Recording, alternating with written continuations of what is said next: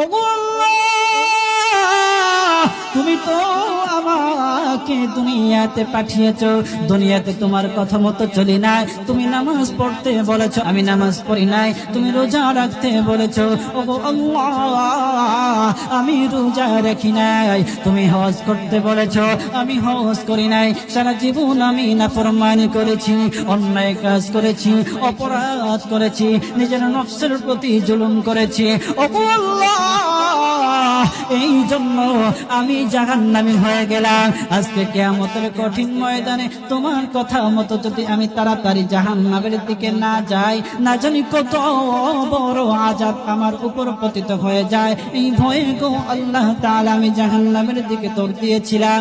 আল্লাহ তাআলার দয়ার সাগরে জুস পয়দা হয়ে যাবে, উতলানি উঠে যাবে, ফেনা উঠে যাবে। আল্লাহ তাআলা বলবেন ফেরেশতাদেরকে, ও ফেরেশতারা শোনো, আমার ওই প্রিয় বান্দা সঠিক বলেছে, যা বলেছে সত্য বলেছে। আমি আল্লাহ তাআলার তো দয়া, আমি আল্লাহ তাআলার তো মায়া। প্রথম নাম্বার ব্যক্তি আমাকে ভয় করেছে, যদিও সে দুনিয়াতে ভয় করে নাই, কিন্তু কিয়ামতের মাঠে সে আমাকে ভয় করেছে, এই জন্য জাহান্নামের দিকে দৌড় দিয়ে এগিয়েছে। আর দুই নাম্বার ব্যক্তি আমার রহমত থেকে নৈরাশ হয় নাই। ও ফেরেশতারা শুনো, ফেরেশতারা আমার ওই প্রিয় বান্দাকে জান্নাতে নিয়ে যাও। মুসলমান বাবাজি,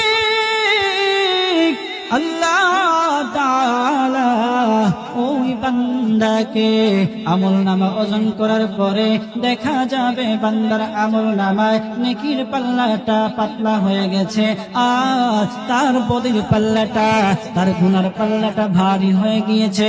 আল্লাহ তাআলা ফেরেশতাদেরকে আদেশ দিয়া বলবেন, ও ফেরেশতারা যাও, আমার বান্দাকে তোমরা জাহান্নামে নিয়ে যাও। তখন ওই বান্দা ডেকে ডেকে বলবে, ও আল্লাহ,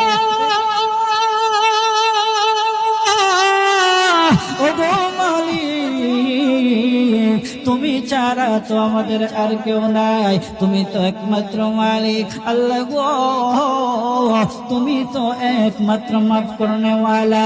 ওগো আল্লাহ, তুমি আমাকে মাফ করে দাও। তুমি তো একটা আয়াত নাজিল করেছিলে, বিসমিল্লাহির রহমানির রহিম। ওগো আল্লাহ, এই আয়াতের মধ্যে